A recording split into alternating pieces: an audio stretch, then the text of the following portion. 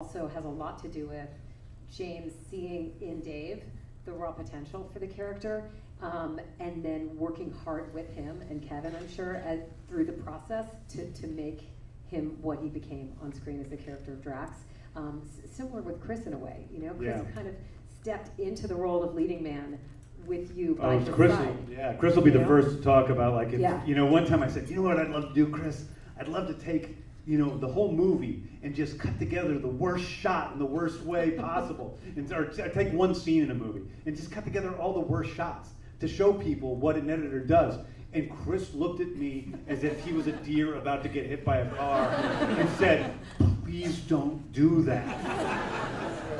Because he was, on the second movie, he was great. And he was really in the pocket. On the first movie, he had a rough time. Yeah. He had a difficult time because he was used to juggling all the time to make people happy.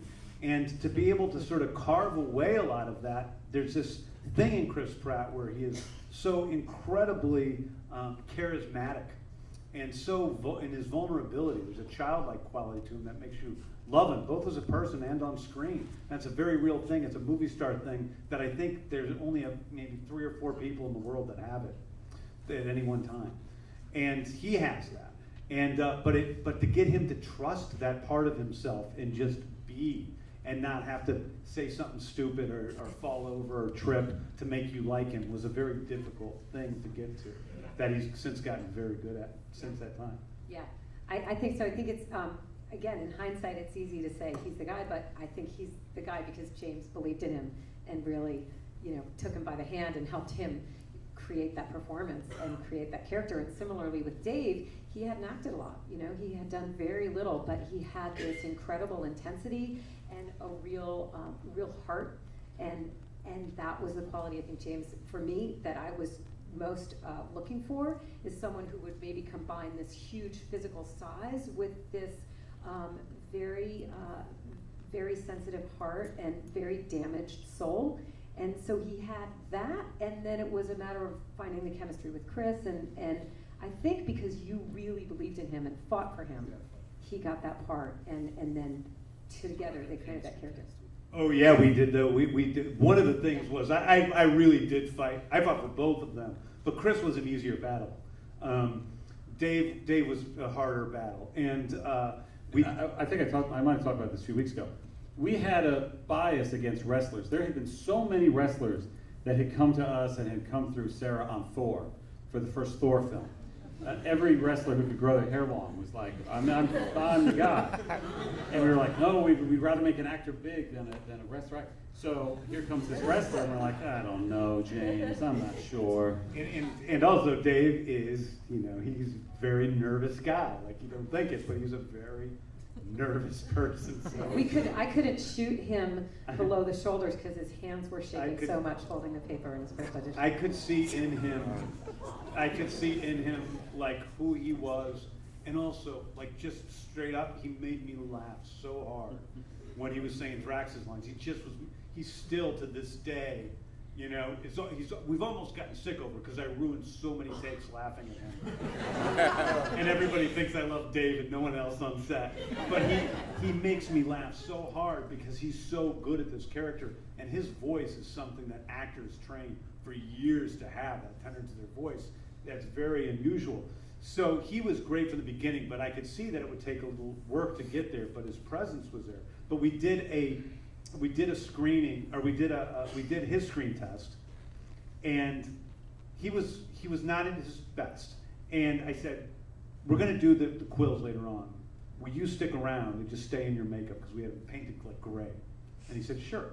So then all the screen test went, and Chris read. His screen test went even worse, actually. To be completely honest, his screen test was terrible. His reading was great, but his screen test was not great. And so then I said, but I knew I wanted Chris. And so I had Chris and Dave get together and kind of do the 2 different scenes that they were supposed to be doing together. And there was something, you can watch it, I think, behind the scenes on the first movie. But it's a magical moment between 2 actors. And to this day, every time I have them in a scene together, I go, oh my God, I have to do that more because they're just so good together. We did that with Mantis and Drax. And Mantis, Yeah. yes.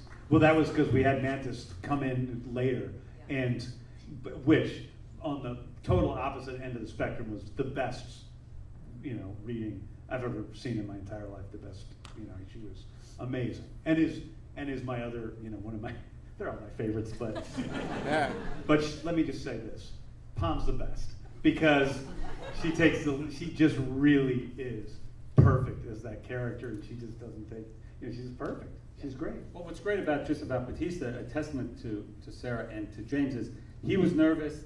There are people like me who are biased against wrestlers. He's a great actor. He's legitimately a great actor, not just as Drax, but as he keeps growing. And that would never have been discovered if he didn't get that chance, if you guys didn't work with him. And now he's a spectacular performer. Yeah, I mean, there is really, you can see things in people sometimes. And he works so hard, and I could tell from the beginning he was going to work so hard. I liked him. We just had an instant rapport. We understood each other like emotionally, instantly. Yeah. And then one of the greatest things of all time is that after we offered him the role, and he's calling me and he's sobbing. Oh yeah. And he's like, "You've changed my life." He's like, "I'm driving around Florida in a happy days, not knowing what's going on, but I'm so happy." And he loves. He thought he was going to love until he learned that it was 3 years or 7 years of taking hours and hours and hours of makeup every day.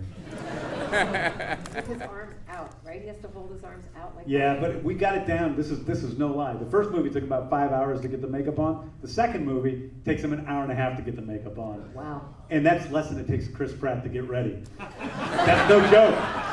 He's got 27 layers of facial hair going on. He's got to get mowed just perfect.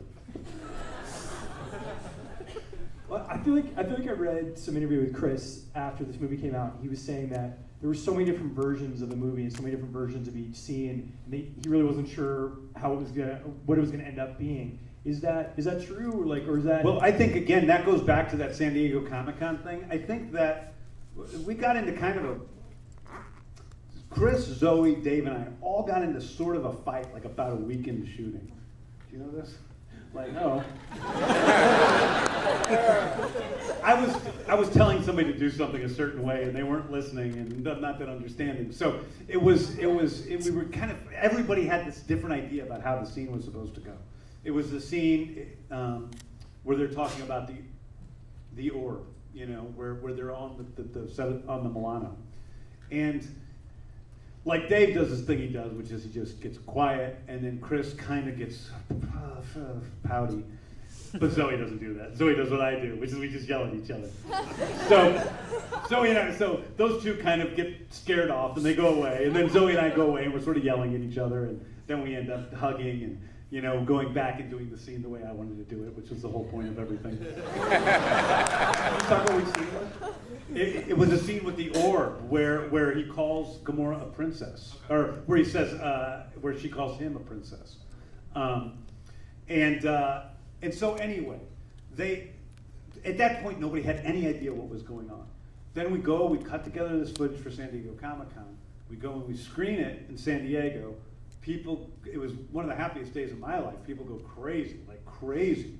But mostly, it was the best part about it was that the cast got to see, because we had Hooked on a Feeling in there. We had the lineup. We had, just little snippets of test footage we had done of Rocket and Groot.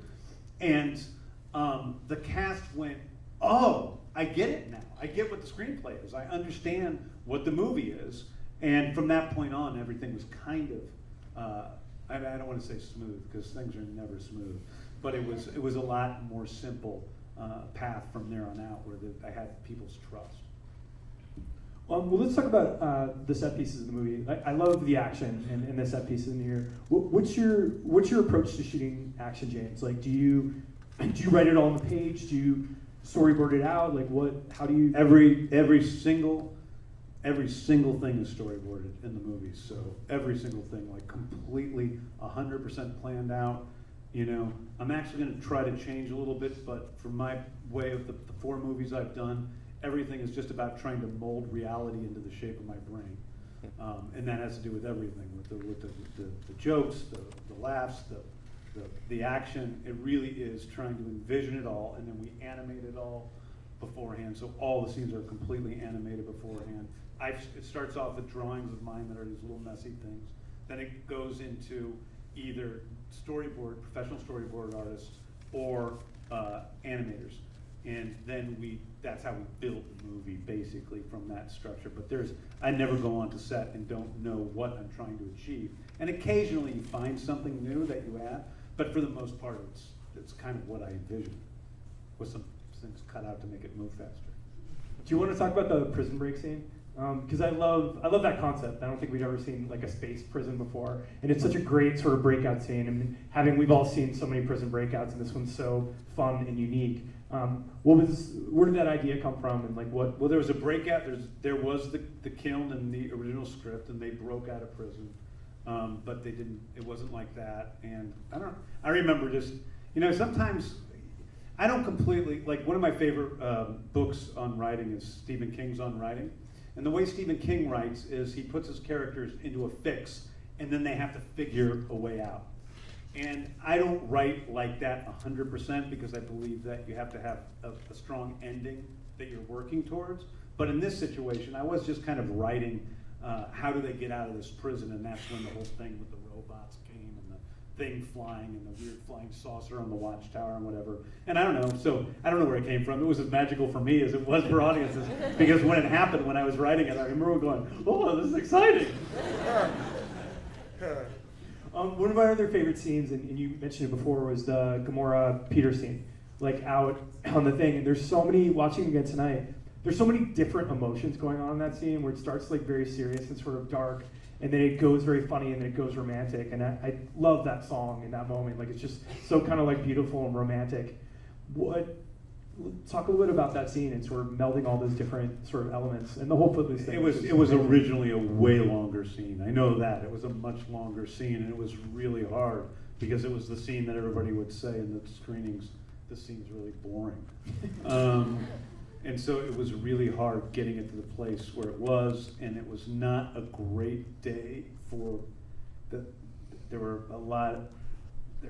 there's a lot of things I didn't like. In fact, on the day, I actually tore out a big section of the screenplay that was written in there, and just dropped it while we were shooting it, because I knew it was really boring. And then we kept going with it. The Kevin Bacon stuff, I know, came from a conversation that Chris and I had, probably, it was early on, probably a month before. Chris said something about, now I can't remember on which part was which, but he said something about, because I said something about because they were talking about Footloose in the script. And then Chris said, what if he thinks Kevin Bacon is like the guy? And I said, yeah, and so that's where the Kevin Bacon thing came from. That was Chris's idea. And then we had the sticks up the butts and all that stuff. But yeah, it was a hard scene to direct. It was a hard scene to cut together, and it was two people standing there, and then they danced. So I'm happy. I guess it's okay. That seems the movie. Let's talk about the ending. I love that in the climactic moment it came down to a dance off. Do you want to talk about that idea? And were anyone ever worried that it's like, oh, if we go too comedic here, it's going to ruin the stakes of the scene? But it feels number one thing I get complaints about. Number one in my both movies. Number one thing that I get people like fans coming up to you mad about the dance off. Nobody says anything to your face. on the Twitter. Yeah, talking about Twitter. Yeah. Yeah, I mean, it's the number one thing. Why goddamn dance off? It's like, this movie was great, and then he ruined it with that dance off. I think you made it amazing with the dance off. Well, it was also it was people's favorite scene in the screenings. But yeah, that was an exciting moment, because truthfully, we shot the dancing at the beginning, near the beginning of the film, and Chris was a little scared about dancing and whatever, and we shot the dance off at the end of the film, and he was really into it and funny. So I can say that's one of the scenes in the movie that actually came out better than the way I had envisioned it in my head. And Lee Pace's reaction is the best. Like, what are you doing? What are you doing? Well, actually, I wanted to ask you about that, Sarah, because I think at this point, I love Pushing Daisies. I don't know if you guys ever watched the show, but it's a great TV show. But like, again, watching Pushing Daisies and Lee Pace in that show, you'd never be like, this guy is a badass alien villain. Like, what did you see in him that made you think that he could be Ronan? Again, it's seeing other work that he had done. I wish I could get to New York to see him in Angels in America. He's really very strong trained theater Well, actor. since then, I've seen him do a ton of different stuff, Yeah. but this was the But- first, yeah. Yeah, and he had read for, again, he had read for other stuff. Yep, he read for Star-Lord. Yeah. And He was really good. He was like Yeah. one of the best people we had for Star. Yeah, and he's a big guy. Lee's also like a big strapping guy. So, Really. Yeah, He's 6'5". I mean, Yeah. he's tall. yeah. Almost So- too big. Well, one of the problems, like going back, like the Drax, one of the problems with casting Drax is that Pratt is humongous. Yeah. I mean, he's a huge man. And then we were bringing in all these people for Drax that looked like small next to him. Yeah, yeah. So, and he read, he auditioned for it. So, yeah. He was great. Well, Kevin, something I want to talk to you about is something that you've talked about in the Q&As a long time ago about Marvel's process, in working, collaborative process when working with directors. And I think you said at one point that you give every director a talk before you hire them, trying to scare them off, of like, okay, this is what we do and this is our process. What is that and what is your process? Well, I think, I don't remember it with you. You did, too. Oh, okay. You did. Maybe this is a long time ago. You said, I think the only director that we didn't get into huge fights with, or something like that, huge conflicts with, was Joss Whedon. And that was an anomaly. Like, I'm not the type to have huge fights one way or the other, but we are always around. And we're always pushing, as James said earlier, and always saying, try this, and it fails, and try this, and it fails, and try this, and it fails. That can get annoying. But sometimes, the fourth or fifth time, you find something that is better than what you had before. So oftentimes, I will talk with filmmakers and say, and have this conversation with Joss, we talked about last week, and it must have been, I don't think we had it with Favreau because I didn't know to have it back then, but it was just basically, you sure you want to do this because here's what it's going to be like, and then you try to make it sound much worse than it actually is going to be. So even when you're there every day and asking a million questions, it's like, oh, it's not as bad as they made it out to seem. What was that collaboration like? I would say that you guys also have gotten better at casting directors, I think, over the years. I mean, I think that you guys now have really just gotten to the place where you pick people who, like in the same way that, we picked Drax and Chris Pratt, and, that you find these guys that have something that works really well for, that you guys like, which may not have always been the case in the first few movies. Well, I mean, clearly, I think just from the movies, you can see that collaboration, whatever the process is like works. Like, I feel like you guys bring out the best in each other, and like for most of the filmmakers that make Marvel movies, I feel like it's their best work. Well, just in speaking of that and moving along, so obviously this movie was a little bit more risk than some of the other ones because you didn't know the characters well. But then everyone loved it, and it was a massive hit. Kevin, what did that do for you guys going forward? Like, did Guardian's success enable you to make Black Panther and the Taika Thor, which is completely different from all the other Thors? Or I think probably. I think you could look at it that way. I think that's sort of true of every success enables you to make the next choice and to follow the instinct that you had that made you make the last choice that succeeded so you could make the next choice. I guess it always felt like a risk, but it also, going back to when Sarah first was casting Robert Downey Jr., it comes to a point where you really feel, and certainly by the time James was writing this great script and we were casting these great actors, the risk is to not do something like that.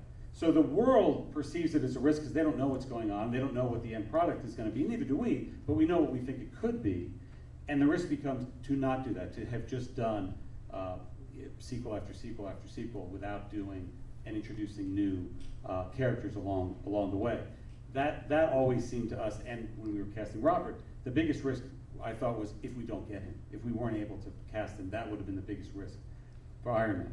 So for us, the risk would be not following the instincts and not following where we want to go with things, and we're doing that now as we talk about life after Avengers 4 next year. Which first up is Spider-Man and then Guardians 3. But where we go later that year and into the following years, there's stuff that none of you have ever heard of. that we're excited about, because that's what Guardians was. James, I know you can't talk about it that much, well, actually, have you guys seen Avengers? Is Guardians 3 just the other three Avengers sitting around sad? Is that? Wait, who are you thinking? Who are you thinking? Oh, I forget the count, but it seems like we lost a few of them. Who are you counting? Anyway, what are you've been writing for a year? Is there? I know you can't tell us much about this, but like what you made two great movies. Going into a third one, like what do you want? Do you have goals, or what do you want to accomplish, or like what are you excited about, sort of telling in this last Guardians, I guess? Well, I think it really does finish. The three films really are a trilogy. They really work together as three films. That's always been the goal. The first one's about relationship to our mother, and the second one's about the relationship to our father, and the third one is a different path. And I think that we're going to, it's about giving these characters. It's not about giving these characters a send-off, because who knows which characters will be in Guardians 3, and who knows which ones will, move on. But it's going to be a different path for some of the characters in the movie, and it's going to finish like the main arc for some of the characters in the film. And I think it's challenging, because in a lot of ways, like I do something unique that a lot of filmmakers don't. When I shoot a movie, there are 3 acts. In most movies, when you see people give the amount of, when they schedule the days for shooting, they'll schedule, you need however many days per page, so that's however many days you get. And if you notice, a lot of movies are like, pretty good first acts, pretty decent second acts, and then the third act just falls apart. And I honestly believe one of the reasons this happens so often is simply a scheduling issue, because a movie needs to build and move faster, and you have more shots and better shots and cooler shots. So I always give at least half of my shooting schedule goes only to the third act, and the other shooting schedule goes to the first 2 acts. And likewise, writing the screenplay usually takes as long to write the third act as it does to write the first 2 acts combined, because it's so much more intricate and there's a lot more moving around. Well, Guardians 3 is the third act of the 3 acts movie. So it has been very challenging because of that. And it's also challenging because this is, in a way, the end to this part of the story. And in the same way that the beginning was so difficult with setting up all these characters, now we have to give people a complete story and some type of completion and finish that works emotionally, and with respect to the individual characters involved. So it's very it's difficult because of that. Challenging. It's also exciting. It'll be the 24th MCU film, but the first part 3 that is written and directed by the filmmaker who did the first 2. So in a way, it's the first true trilogy that we've done, and bring it around from the characters. Well, as I mentioned to Kevin a few weeks ago, I'm a huge Disney Parks fan, and Guardians is the first Marvel characters to make it into the Disney Parks. And then I love Epcot, and I was there for my bachelor party a few weeks ago, and I see them building this giant. No, I'm serious. A lot of my friends are not happy about it, but everyone had fun. But they're building a giant Guardians roller coaster. It looks like an Epcot, which I'm so psyched about. How involved were you guys in sort of designing these rides, or did the Imagineers come pitch you guys? Or? Kevin and I get together on a weekend, and we get a bunch of toothpicks, and we build the rides. We go to the Imagineers, we say, we want the twist to happen like this. If not, we're taking them back. It did look weird. That's why so many people have died. Toothpick impaled workers. Yeah, they come and they talk to us. We don't have anything to do with the actual structure of the ride itself. There's people that do that, but for me, it's been. But the stories of the ride, like, do you guys? They pitch you, or do you guys say, hey, this would be? The success of this movie has given me so many, pleasures and wonderful things that I never would have thought I would have ever received. I have a platinum record and a gold record because of the soundtracks. I have, being able to work on the 2 rides, the one in Disneyland and the one at Epcot, and be a part of that in some small way is such a pleasure. And also, I learned so much from dealing with the Imagineers in terms of building the ride, what kind of music they want and why they need it, and what the characters need to do. There's a different acting style they employ that's way crazier and more employed. So they need to keep people's attention, so everything's that kind of amped up because you're amped up when you're seeing it. So then it becomes normal to people in the queue. But so I had to direct people in ridiculous ways when we did the other movie. All the kind of ways that I try to get those guys not to do when I'm directing the actual film. But it's really cool. It's really been fun. What about you, Kevin? It's great. It's a dream, and even thinking about our meeting in Wilmington, that we in a few short years would be on a stage talking about multiple Imagineering attractions in Disney parks based on that movie is crazy. And I'm not entirely sure this isn't all a simulation of some kind. 70% chance. Yes. Yeah. But it's cool. It's really exciting, and it's just getting a chance to see Imagineering meeting on your schedule is pretty awesome. That's awesome. Well, these guys have been here for a long time, but we can take a few questions from the audience. So who's got some good questions? Who's really, that guy in the yellow is very excited. This is a question for James. One thing I find very impressive in the writing for this film, and I also saw in the Felgo experiment, is your ability to very quickly establish a cast of characters and give them all individual arcs.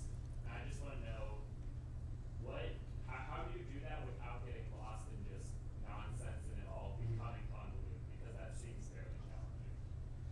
Well, you mean how do I separate the characters from each other with so many characters? You just, I don't know, give them all distinctive personalities without the audience getting confused, without. Well, that comes fairly natural. That part comes fairly naturally. The creating of different characters who I talk in their voices when I'm writing this stuff. So giving the different characters different voices comes pretty naturally. I think it's important that if you write a screenplay that you can black out all the names and tell which character is speaking which line. And honestly, in most screenplays, that is not the case. It kind of all sounds like the same person.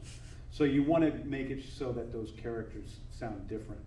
But I think other than that, it really is just many, many hours of work of just writing stuff and rewriting it and rewriting it and rewriting it again, and allowing both the creative part of your mind and the logical side of your mind to work together in a dance, which I think is what screenplay writing is. It really is both parts of those mind, both parts of your mind coming together to create something that's both a work of art and a piece of craftsmanship.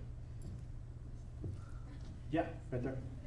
Hi, this question is for James. I was wondering what scene was the most fun to shoot and why?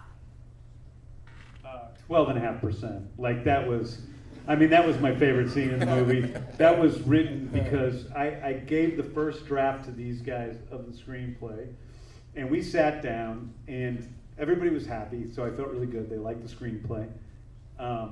And I was afraid, but I had held back a little bit in the screenplay.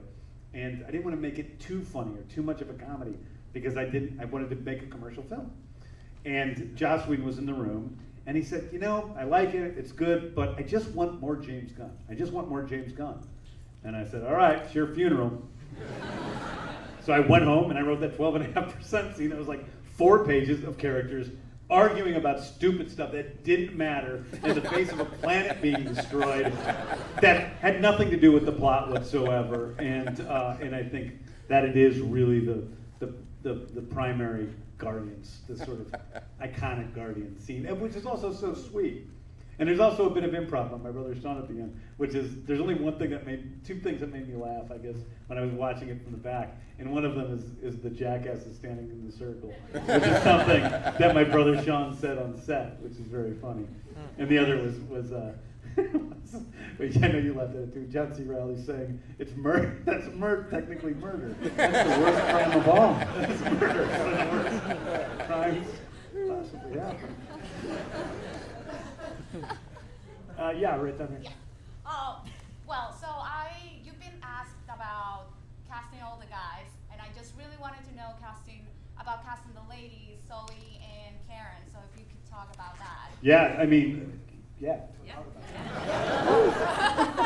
We can both do it. It's like, Zoe obviously had a bigger body of work, so that was a different process, and it was about, we had Chris, and then as you're putting together the ensemble, you're looking for different energies, different qualities. How do we build this in the broadest way? Sometimes I think of casts like symphonies, how do we make sure we have the whole spectrum of sound and qualities and energies on screen? And Zoe had, we knew that Chris hadn't done necessarily action movies and things like that, so we were really looking for somebody kind of edgy to ground him and bring him in that direction, and that had a fierceness to her, but could also do the softer, more vulnerable stuff, the funny stuff. So Zoe was a straight offer. We just decided, we talked about a lot of different people, and I think we went through a little bit of a process, but then I think we went straight to Zoe. Well, we can't, when I first pitched the idea of the movie to how I was going to direct the movie to Kevin and Lou, I had like an iPad with all these